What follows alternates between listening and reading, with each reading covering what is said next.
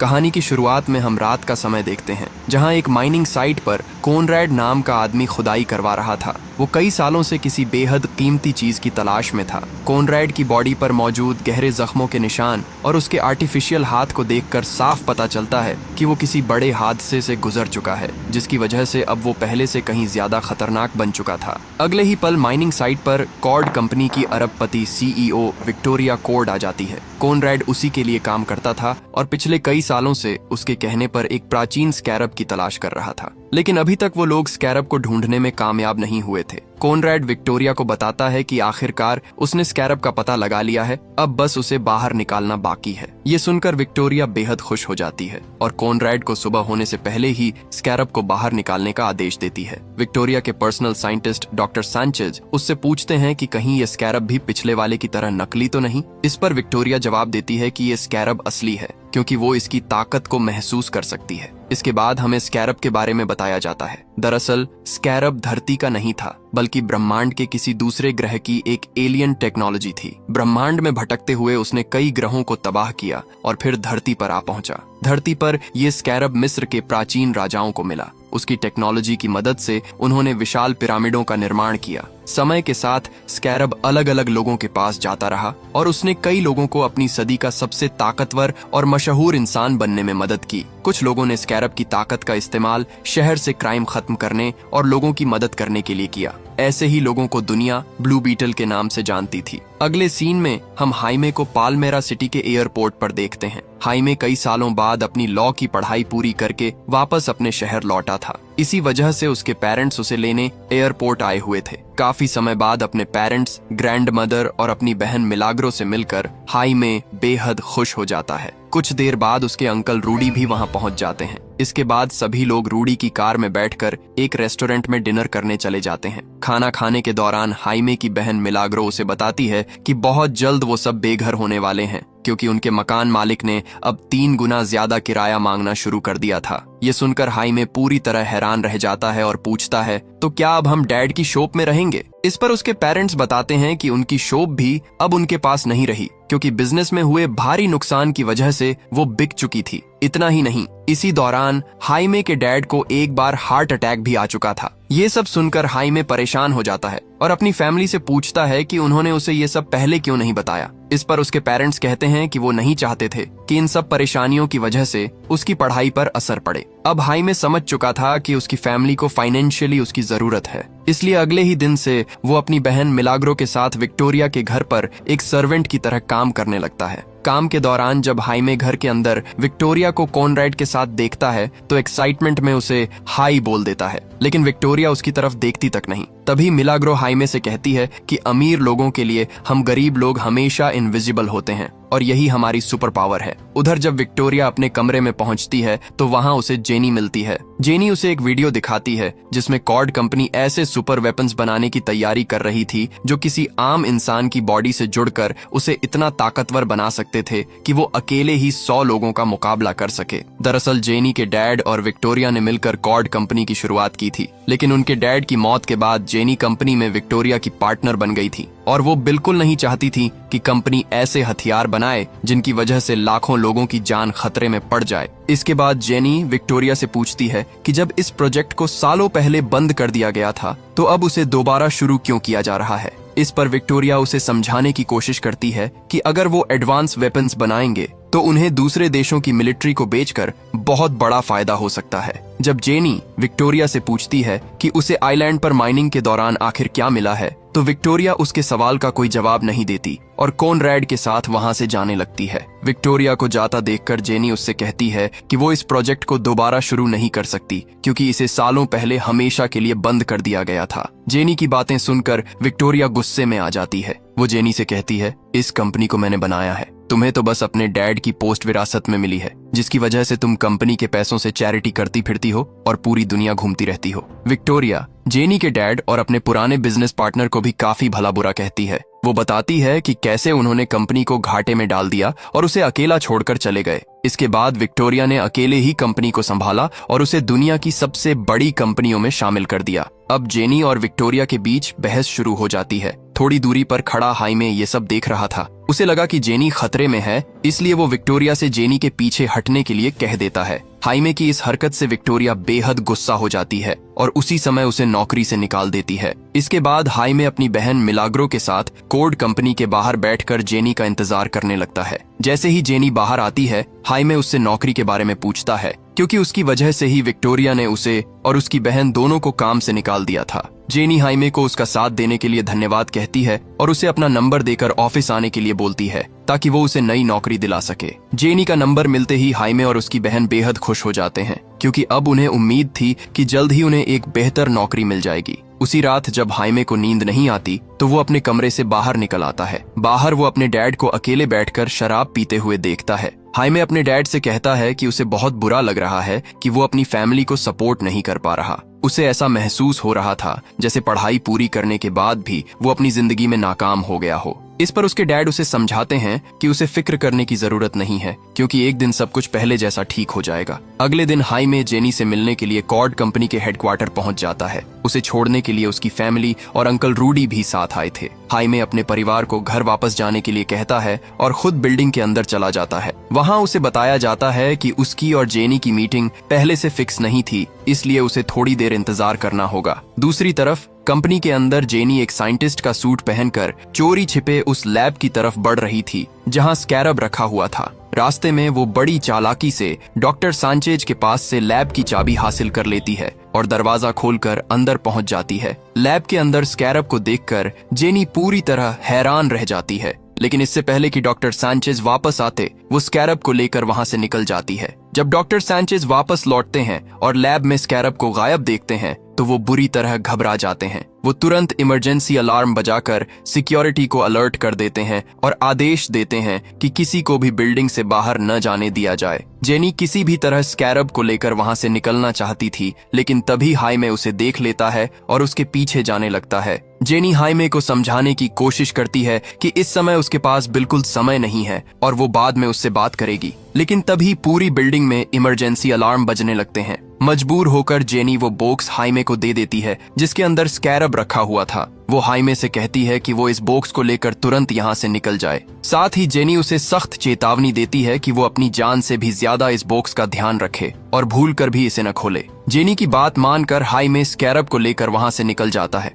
जब हाइमे उस बॉक्स के साथ घर पहुंचता है तो उसके फैमिली मेंबर्स उसका मजाक उड़ाने लगते हैं, क्योंकि वो नौकरी मांगने गया था लेकिन बदले में सिर्फ एक छोटा सा बर्गर बॉक्स लेकर लौट आया था। अब सभी लोग हाइमे से बॉक्स खोलने के लिए कहते हैं, क्योंकि वो जानना चाहते थे कि आखिर उसके अंदर क्या है। पहले तो हाइमे साफ मना कर देता है, क्योंकि जेनी ने उसे बॉक्स खोलने से मना किया था, लेकिन परिवार के जिद करने पर वो आखिरकार बॉक्स खोल देता है। बॉक्स के अंदर मौजूद स्कैरब को देखकर हाइमे और उसकी फैमिली पूरी तरह हैरान रह जाते हैं। किसी को समझ नहीं आ रहा था कि आखिर वो चीज क्या थी। जैसे ही हाइमे स्कैरब को हाथ लगाता है वो एक्टिवेट होने लगता है। ये देखकर हाइमे खुश हो जाता है, क्योंकि उसे लगता है कि ये कोई एडवांस टेक्नोलॉजी डिवाइस है। लेकिन तभी अचानक स्कैरब उसके हाथों से उछलकर सीधे उसके चेहरे से चिपक जाता है। ये देखकर हाइमे और उसके परिवार वाले बुरी तरह डर जाते हैं। जब अंकल रूडी स्कैरब को हाइमे के चेहरे से हटाने की कोशिश करते हैं तो उन्हें जबरदस्त बिजली का झटका लगता है और वो दूर जाकर गिर पड़ते हैं। अब पूरे घर में अफरा तफरी मच चुकी थी। किसी को समझ नहीं आ रहा था कि आखिर हो क्या रहा है। दरअसल स्कैरब ने हाइमे को अपना नया होस्ट चुन लिया था, इसलिए वो धीरे धीरे उसकी बॉडी के अंदर समाने लगता है। अचानक हाइमे की पीठ से स्कैरब के पंजे बाहर निकल आते हैं, जो उसे उठाकर कमरे की छत से लटका देते हैं। इसके बाद एक एक करके हाइमे के जूते और सारे कपड़े जलने लगते हैं और फिर स्कैरब एडवांस एलियन टेक्नोलॉजी की मदद से हाइमे के शरीर पर एक बेहद ताकतवर ब्लू बीटल सूट तैयार कर देता है। अब हाइमे ब्लू बीटल बन चुका था। हाइमे को स्कैरब और उसकी शक्तियों के बारे में कुछ भी पता नहीं था, इसलिए अपने बदले हुए रूप को देखकर वो पूरी तरह हैरान रह जाता है। अब स्कैरब के अंदर मौजूद एआई हाइमे के साथ जुड़ने के बाद अपनी ताकतों को टेस्ट करना चाहती थी। इसी वजह से अगले ही पल वो हाइमे को घर की छत तोड़ते हुए सीधे आसमान में उड़ा ले जाती है। एआई सबसे पहले उसकी फ्लाइंग पावर चेक करना चाहती थी, इसलिए वो हाइमे को सीधे अंतरिक्ष तक ले जाती है। स्पेस में पहुंचकर हाइमे पूरी तरह दंग रह जाता है।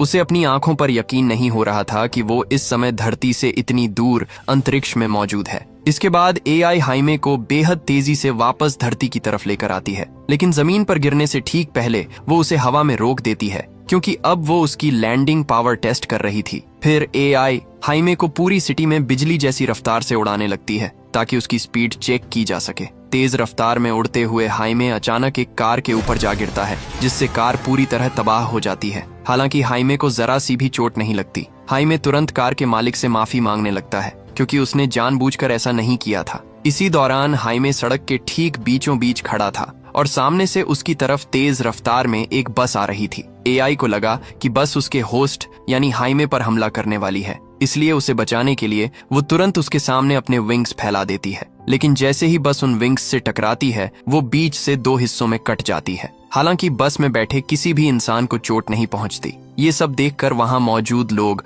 और खुद हाइमे भी पूरी तरह हैरान रह जाते हैं। इसके बाद एआई हाइमे को वापस उसके घर ले आती है। हाइमे की फैमिली उसके लिए काफी परेशान थी, लेकिन जैसे ही वो उसे सही सलामत वापस आता देखती है, सब राहत की सांस लेते हैं। अब एआई हाइमे की बॉडी से ब्लू बीटल का सूट हटा लेती है। सूट हटते ही हाइमे पूरी तरह नेकेड हो जाता है और अगले ही पल बेहोश होकर जमीन पर गिर पड़ता है। उसकी फैमिली तुरंत कपड़ों से उसकी बॉडी ढक देती है। कुछ देर बाद जब हाइमे को होश आता है तो वो किसी को कुछ नहीं बताता और जल्दी से अपने कमरे में जाकर कपड़े पहनने लगता है, क्योंकि अब वो जेनी से मिलना चाहता था। उसे यकीन था कि स्कैरब के बारे में वही उसे सही जानकारी दे सकती है। लेकिन टी शर्ट पहनते समय जब हाइमे अपनी पीठ से बाहर निकले स्कैरब के हिस्सों को देखता है तो वो और भी ज्यादा डर जाता है। हाइमे की फैमिली उसे घर से बाहर नहीं जाने देना चाहती थी, क्योंकि सबको डर था कि कहीं उसके साथ कुछ और बुरा ना हो जाए। लेकिन हाइमे किसी तरह सबको समझाकर जेनी से मिलने के लिए कोड कंपनी के हेडक्वार्टर पहुंच जाता है। वहां पहुंचकर वो देखता है कि जेनी किसी से छुपते हुए भाग रही है। जैसे ही जेनी की नजर हाइमे पर पड़ती है, वो जल्दी से उसकी कार में बैठ जाती है और उससे तुरंत गाड़ी भगाने के लिए कहती है। दरअसल विक्टोरिया को पता चल चुका था कि लैब से स्कैरब जेनी ने चुराया है, इसलिए अब उसके गार्ड्स जेनी को मारना चाहते थे। हाइमे किसी तरह जेनी को लेकर वहां से भाग निकलता है और विक्टोरिया के गार्ड्स से बचते हुए अपने घर पहुंच जाता है। घर पहुंचते ही हाइमे के अंकल रूडी उस पर गुस्सा करने लगते हैं, क्योंकि वो उनकी कार लेकर गया था और अब वो कई जगह से टूट चुकी थी। हाइमे की फैमिली भी जेनी से नाराज थी, क्योंकि उसी के दिए बोक्स की वजह से हाइमे की ये हालत हुई थी। तभी हाइमे के डैड सबको शांत कराते हैं और कहते हैं कि उन्होंने इससे भी मुश्किल दिन देखे हैं, इसलिए डरने की कोई जरूरत नहीं है, क्योंकि ये बुरा समय भी एक दिन गुजर जाएगा। जब जेनी हाइमे से स्कैरब के बारे में पूछती है तो हाइमे उसे बता देता है कि स्कैरब अब उसकी बॉडी के अंदर मौजूद है। साथ ही वो अपनी पीठ से बाहर निकले स्कैरब के हिस्से भी सबको दिखाता है। ये देखकर जेनी हैरान रह जाती है। वो हाइमे को बताती है कि स्कैरब ने उसे अपना नया होस्ट चुना है, जो बेहद अजीब बात है, क्योंकि स्कैरब किसी को भी इतनी आसानी से अपना होस्ट नहीं बनाता। पिछले हजारों सालों में उसने सिर्फ चुनिंदा लोगों को ही चुना था और अब उनमें से एक हाइमे भी बन चुका था। जब हाइमे जेनी से पूछता है कि क्या स्कैरब को उसकी बॉडी से बाहर निकाला जा सकता है, तो जेनी बताती है कि इसका जवाब शायद उसके डैड की लैब में मिल सकता है। दरअसल जेनी के डैड ने अपनी पूरी जिंदगी स्कैरब पर रिसर्च करने में बिताई थी, लेकिन उस लैब की चाबी इस समय कोड कंपनी की बिल्डिंग में मौजूद थी। इसीलिए हाइमे, जेनी और अंकल रूडी के साथ कंपनी की बिल्डिंग के पास पहुंच जाता है ताकि किसी तरह वो चाबी हासिल की जा सके। अंकल रूडी ने सालों की मेहनत से एक खास डिवाइस बनाई थी जो अपने आसपास मौजूद सभी सीसीटीवी कैमरों को कुछ समय के लिए ब्लॉक कर सकती थी। वहीं दूसरी तरफ विक्टोरिया कोड अलग अलग देशों के जनरलों के साथ स्कैरब टेक्नोलॉजी से बने हथियारों की डील कर रही थी। लेकिन तभी कॉनरैड आकर उसे बताता है कि स्कैरब चोरी हो चुका है और जेनी हमारे हाथ नहीं लगी। ये सुनते ही विक्टोरिया गुस्से से आग बबूला हो जाती है और कॉनरैड को हर हाल में जेनी को मारकर स्कैरब वापस लाने का आदेश देती है। अब अंकल रूडी अपनी बनाई हुई डिवाइस की मदद से कोड बिल्डिंग के सारे सीसीटीवी कैमरों को ब्लॉक कर देते हैं। इस मौके का फायदा उठाकर हाइमे और जेनी बिल्डिंग के अंदर घुसकर चाबी चुराने में कामयाब हो जाते हैं और वहां से निकलने लगते हैं। लेकिन इससे पहले कि वो दोनों बाहर निकल पाते, उनके सामने कॉनरैड आ जाता है। कॉनरैड गुस्से में सीधे हाइमे पर हमला कर देता है। जैसे ही वो हमला करता है, हाइमे के अंदर मौजूद स्कैरब की एआई एक्टिवेट हो जाती है और अगले ही पल ब्लू बीटल का सूट उसकी पूरी बॉडी को कवर कर लेता है। अब हाइमे बड़ी आसानी से कॉनरैड के वार को रोक देता है और पलटवार करते हुए उसे दूर फेंक देता है। लेकिन तभी कॉनरैड भी अपनी बॉडी में लगी टेक्नोलॉजी को एक्टिवेट कर देता है। देखते ही देखते उसकी बॉडी पर एक एडवांस टेक सूट तैयार हो जाता है, जो उसे पहले से कहीं ज्यादा ताकतवर बना देता है। इसके बाद हाइमे और कॉनरैड के बीच एक जबरदस्त लड़ाई शुरू हो जाती है। स्कैरब की ताकत की वजह से हाइमे कॉनरैड को आसानी से पीछे धकेल देता है,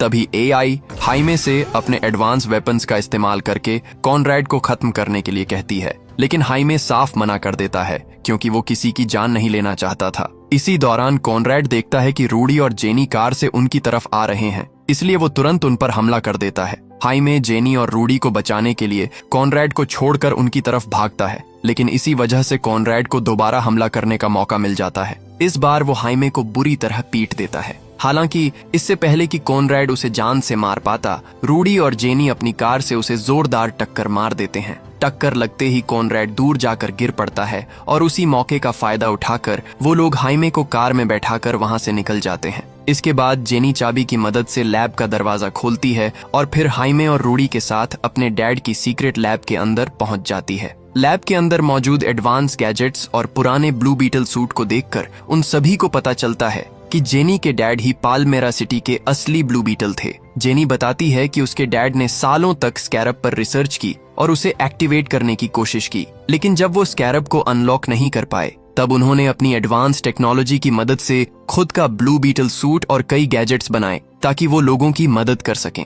इसके बाद जेनी रूडी से कहती है कि उसके डैड के कंप्यूटर में जरूर ऐसा डेटा होगा जिससे पता चल सके कि स्कैरब किसी इंसान की बॉडी पर कैसे काम करता है या उसे बॉडी से बाहर कैसे निकाला जा सकता है। अब रूडी कंप्यूटर को अनलॉक करके सारी फाइल्स चेक करने लगता है। तभी उन्हें पता चलता है कि हाइमे से पहले स्कैरब ने जिस इंसान को अपना होस्ट चुना था, जेनी के डैड ने उस पर भी रिसर्च की थी। उस रिसर्च से उन्हें एक बेहद डरावनी बात पता चली थी। स्कैरब को उसके होस्ट की बॉडी से तब तक अलग नहीं किया जा सकता जब तक उस इंसान की मौत न हो जाए। ये सुनते ही हाइमे पूरी तरह टूट जाता है। वो अपनी पूरी जिंदगी किसी मशीन या एंड्रॉइड की तरह नहीं जीना चाहता था। गुस्से और डर में हाइमे लैब से बाहर चला जाता है। उसे समझाने के लिए अंकल रूडी भी उसके पीछे जाते हैं। रूडी हाइमे को बताते हैं कि कैसे उसके डैड ने अपनी पूरी जिंदगी फैमिली के लिए कुर्बान कर दी और हमेशा वही किया जिससे उनका परिवार खुश रह सके।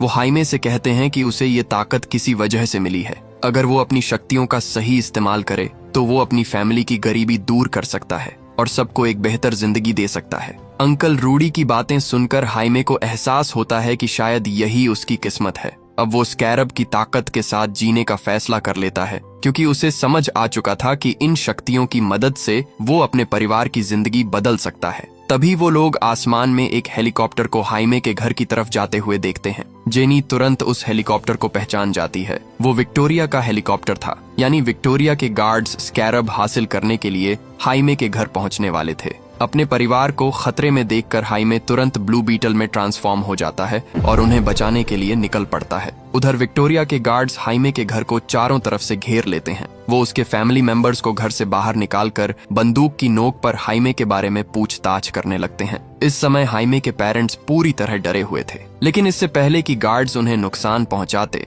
वहां ब्लू बीटल बन चुका हाइमे पहुंच जाता है और गार्ड्स पर हमला करके अपने परिवार को बचा लेता है। अब विक्टोरिया के गार्ड्स हाइमे पर गोलियां चलाना शुरू कर देते हैं, लेकिन ब्लू बीटल का सूट पूरी तरह बुलेट प्रूफ था, इसीलिए हाइमे को कुछ नहीं होता। इसके बाद जब गार्ड्स उसके परिवार पर हमला करने की कोशिश करते हैं तो हाइमे अपने विंग्स की मदद से सबको बचा लेता है।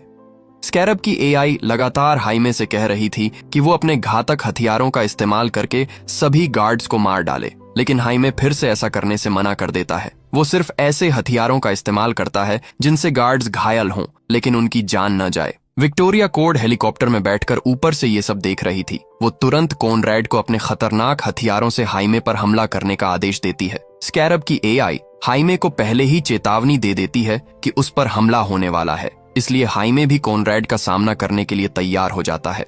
लेकिन दूसरी तरफ हाइमे के डैड अपनी बेटी मिलाग्रो के साथ वहां से निकलने की कोशिश कर रहे थे कि तभी अचानक उन्हें हार्ट अटैक आ जाता है। अपने डैड को मुसीबत में देखकर हाइमे तुरंत उनकी तरफ भागता है, लेकिन इसी दौरान कॉनरैड पीछे से हमला करके उसे बुरी तरह घायल कर देता है। अब हालत इतनी खराब हो चुकी थी कि स्कैरब की एआई भी हाइमे की मदद नहीं कर पा रही थी। कॉनरैड हाइमे को बंदी बनाकर अपने साथ ले जाता है। उधर हार्ट अटैक की वजह से हाइमे के डैड की मौत हो जाती है और उसी दौरान एक जबरदस्त धमाके के साथ उनका घर भी जलकर राख हो जाता है। एक ही पल में हाइमे की फैमिली ने अपना घर और परिवार का सबसे अहम सदस्य दोनों खो दिए थे। इस हादसे से पूरा परिवार टूट चुका था। इसके बाद जेनी हाइमे की फैमिली को अपने डैड के पुराने हेडक्वार्टर में ले जाती है। वहां अंकल रूडी सालों से बंद पड़े जेनी के डैड के पुराने शिप को दोबारा चालू कर देते हैं। अब सभी लोग उसी शिप में बैठकर विक्टोरिया को रोकने और हाइमे को बचाने के लिए निकल पड़ते हैं। उस शिप के अंदर कई एडवांस हथियार मौजूद थे। हाइमे की फैमिली अपनी पसंद के हथियार चुन लेती है ताकि वो विक्टोरिया के गार्ड्स का मुकाबला कर सकें। इसके बाद वो लोग प्लान बनाते हैं कि जिस किले में हाइमे को कैद रखा गया है वहां टनल के रास्ते मेन पावर सप्लाई तक पहुंचकर बिजली काट दी जाए ताकि अंधेरे का फायदा उठाकर वो हाइमे को बचा सकें। दूसरी तरफ जब हाइमे को होश आता है तो वो खुद को एक बड़ी इलेक्ट्रिक मशीन से बंधा हुआ पाता है। दरअसल विक्टोरिया ने अपने साइंटिस्ट्स को आदेश दिया था कि वो हाइमे की बॉडी से स्कैरब की ताकत निकालकर कॉनरैड के अंदर ट्रांसफर कर दें। उधर जेनी और हाइमे की फैमिली विक्टोरिया के गार्ड्स पर हमला कर देती है। रूडी अपनी चालाकी और एडवांस टेक्नोलॉजी की मदद से कई गार्ड्स को आसानी से खत्म कर देता है। इसके बाद वो सभी लोग टनल के रास्ते इलेक्ट्रिक पावर सप्लाई की तरफ बढ़ने लगते हैं। वहीं दूसरी तरफ विक्टोरिया के आदेश पर साइंटिस्ट्स हाइमे की शक्तियों को कॉनरैड के अंदर ट्रांसफर करना शुरू कर देते हैं। जब जेनी और मिलाग्रो गार्ड से बचते हुए पावर सप्लाई रूम तक पहुंचती हैं, तो वो देखकर दंग रह जाती हैं कि विक्टोरिया ने वहां एडवांस मशीनों का पूरा नेटवर्क तैयार कर रखा था। इन मशीनों की मदद से वो हाइमे की बॉडी से निकलने वाली एनर्जी को स्टोर कर रही थी ताकि स्कैरब की ताकत से और भी खतरनाक हथियार बनाए जा सकें। ये देखकर जेनी पूरे इलाके में बम लगा देती है और फिर वहां से निकल जाती है। अगले सीन में हम हाइमे को देखते हैं जिसे एक अजीब सा विजन दिखाई देता है। उस विजन में वो अपने डैड से मिलता है। अपने डैड को देखकर हाइमे बेहद खुश हो जाता है। हाइमे के डैड उसे समझाते हैं कि उसे स्कैरब को पूरी तरह अपना लेना चाहिए ताकि वो दोनों एक हो जाए, क्योंकि यूनिवर्स ने उसे किसी खास मकसद के लिए चुना है। हाइमे अपने डैड से उसके साथ वापस चलने के लिए कहता है, लेकिन उसके डैड मना कर देते हैं। तभी वो पूरी जगह टूटने और बिखरने लगती है। अपने डैड की बात मानकर हाइमे स्पेस में तैर रहे ब्लू बीटल को छू लेता है। जैसे ही वो ऐसा करता है, स्कैरब की एआई और हाइमे की पावर पूरी तरह एक दूसरे से जुड़ जाती है। लेकिन अब तक बहुत देर हो चुकी थी, क्योंकि स्कैरब की काफी ताकत पहले ही कॉनरैड की बॉडी में ट्रांसफर हो चुकी थी। अब कॉनरैड पहले से कहीं ज्यादा ताकतवर बन चुका था और चारों तरफ तबाही मचाना शुरू कर देता है। उधर जेनी के लगाए हुए बम फट जाते हैं, जिससे लैब की पूरी पावर सप्लाई बंद हो जाती है। इस मौके का फायदा उठाकर हाइमे खुद को मशीन से आजाद कर लेता है, लेकिन इससे पहले कि कॉनरैड उसे मार पाता, विक्टोरिया का पर्सनल साइंटिस्ट लैब का दरवाजा खोल देता है और हाइमे को बाहर निकलने में मदद करता है। वो हाइमे से कहता है कि उसकी फैमिली यहीं मौजूद है और उसे तुरंत जाकर उन्हें बचाना चाहिए। साइंटिस्ट ऐसा इसलिए करता है क्योंकि अब उसे एहसास हो चुका था कि वो इतने समय से विक्टोरिया का साथ देकर गलत कर रहा था। अपनी फैमिली के वहां होने की बात सुनते ही हाइमे उन्हें बचाने के लिए निकल पड़ता है। उधर कॉनरैड गुस्से में उस साइंटिस्ट को बेहद बेरहमी से मार डालता है और फिर हाइमे का पीछा करने निकल जाता है। कुछ ही देर में कॉनरैड हाइमे तक पहुंच जाता है, लेकिन मरने से पहले हाइमे किसी तरह उससे बचकर भाग निकलता है। भागते भागते वो एक लोहे के विशाल दरवाजे तक पहुंच जाता है, जिसके आगे जाना लगभग नामुमकिन था। उधर विक्टोरिया के गार्ड्स लगातार उसकी तरफ बढ़ते जा रहे थे। इस समय हाइमे स्कैरब की ताकत का इस्तेमाल भी नहीं कर सकता था, क्योंकि स्कैरब की एआई उसे बताती है कि पावर ट्रांसफर होने की वजह से सिस्टम को दोबारा एक्टिवेट होने में थोड़ा समय लगेगा। अब इससे पहले कि विक्टोरिया के गार्ड्स हाइमे को मार पाते, वहां उसकी ग्रैंड मदर एक विशाल मशीन गन लेकर पहुंच जाती हैं और आते ही सारे गार्ड्स को गोलियों से भून देती हैं। अपनी दादी का ये खतरनाक रूप देखकर हाइमे पूरी तरह हैरान रह जाता है। इसके बाद उसकी ग्रैंड मदर हाइमे को गार्ड से बचाकर सुरक्षित शिप तक ले आती है। वहीं दूसरी तरफ जेनी और हाइमे की बहन मिलाग्रो अब भी टनल के अंदर फंसी हुई थीं। इसी दौरान विक्टोरिया को टनल के अंदर जेनी मिल जाती है और वो उसे बंदी बनाकर अपने साथ ले जाती है। जब हाइमे को पता चलता है कि जेनी और उसकी बहन अभी भी टनल में फंसी हुई हैं, तो वो उन्हें बचाने के लिए दोबारा टनल के अंदर जाने का फैसला करता है। अगले सीन में हम मिलाग्रो को देखते हैं, जो अकेले ही जेनी के डैड के एडवांस गैजेट्स की मदद से विक्टोरिया के गार्ड्स से लड़ रही थीं। लेकिन तभी वहां हाइमे भी पहुंच जाता है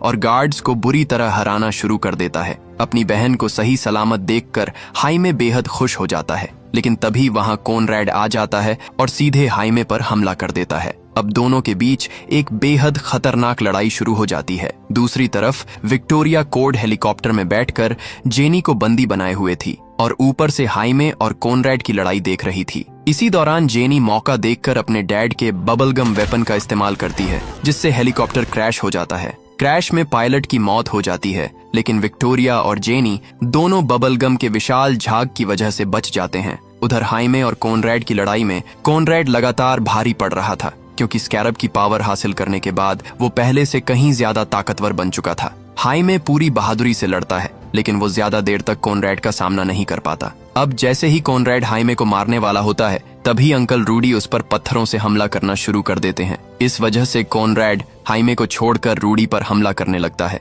हाइमे को लगता है कि कॉनरैड ने उसके अंकल को मार दिया है। ये देखकर वो गुस्से में अपना पूरा पावर इस्तेमाल करते हुए कॉनरैड पर हमला कर देता है और उसे बुरी तरह घायल कर देता है। अब हाइमे कॉनरैड को खत्म करना चाहता था, लेकिन तभी स्कैरब की एआई उसे रोक देती है। दरअसल एनर्जी ट्रांसफर के दौरान एआई ने कॉनरैड की यादों को पढ़ लिया था। उसे पता चलता है कि कॉनरैड ने बचपन से ही बहुत दर्द सहा था। एक युद्ध में वो बुरी तरह घायल हो गया था, जिसकी वजह से उसके कई बॉडी पार्ट्स काटने पड़े। इसके बाद विक्टोरिया ने उसकी यादें मिटाकर उसे अपने फायदे के लिए इस्तेमाल करना शुरू कर दिया। कॉनरैड की सच्चाई जानने के बाद हाइमे उसे मारने का फैसला बदल देता है। अब धीरे धीरे कॉनरैड की पुरानी यादें वापस आने लगती हैं। उसे ऐसा महसूस होता है जैसे उसकी माँ उसे पुकार रही हो। इसी वजह से वो सीधे विक्टोरिया के पास जाता है और खुद को ब्लास्ट कर देता है। उस धमाके में कॉनरैड के साथ साथ विक्टोरिया भी मारी जाती है। कॉनरैड के ब्लास्ट से वहां किसी न्यूक्लियर धमाके जैसी तबाही मच जाती है, लेकिन हाइमे जेनी के डैड के शिप की मदद से अपने पूरे परिवार और जेनी के साथ वहां से सुरक्षित निकलने में कामयाब हो जाता है। बाद में पता चलता है कि अंकल रूडी भी कॉनरैड के हमले से बच गए थे। उन्हें जिंदा देखकर हाइमे बेहद खुश हो जाता है। अगले सीन में हमें पता चलता है कि विक्टोरिया की मौत के बाद अब पूरी कोड कंपनी की मालिक सिर्फ जेनी रह गई है। वहीं दूसरी तरफ हाइमे का घर जलने के बाद उनके पड़ोसी उनकी मदद के लिए आगे आते हैं। अपने आसपास के लोगों का प्यार और साथ देखकर हाइमे और उसकी फैमिली काफी भावुक हो जाती है। कुछ समय बाद जेनी भी हाइमे से मिलने वहां पहुंचती है। दरअसल अब दोनों एक दूसरे को पसंद करने लगे थे। जेनी फैसला करती है कि वो हाइमे और उसकी फैमिली की आर्थिक मदद करेगी, ताकि वो फिर से अपनी जिंदगी शुरू कर सकें। और इसी के साथ ब्लू बीटल की कहानी यहीं खत्म हो जाती है।